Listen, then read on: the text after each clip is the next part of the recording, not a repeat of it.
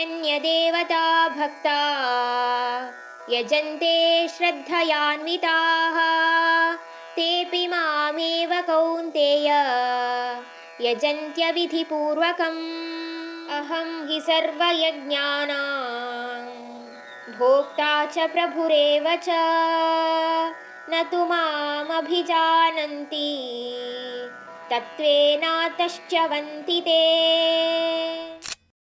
ಕೌಂತೆಯನೇ ಯಾವುದೇ ಭಕ್ತಾದಿಗಳಾಗಲಿ, ಯಾವುದೇ ರೀತಿಯಾದ ಬೇರೆ ದೇವರೇ ಆಗಲಿ, ಶ್ರದ್ಧಾ ಭಕ್ತಿ ಮತ್ತು ನಂಬಿಕೆ ಇಟ್ಟು ಪೂಜಿಸ್ತಾ ಇದ್ರೆ ಅವರು ಕೂಡ ನನ್ನನ್ನೇ ಪೂಜಿಸ್ತಾ ಇದ್ದಾರೆ, ಆದರೆ ಬೇರೆ ಒಂದು ದಾರಿಯಿಂದ ಅಂತ ಇಲ್ಲಿ ಭಗವಂತ ಹೇಳ್ತಾರೆ.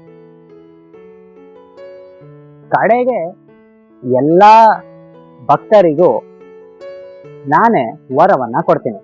ಯಾಕಂದ್ರೆ ಎಲ್ಲ ಯಜ್ಞಗಳಿಗೂ ಪ್ರಭುವಾದವನು ನಾನೇ.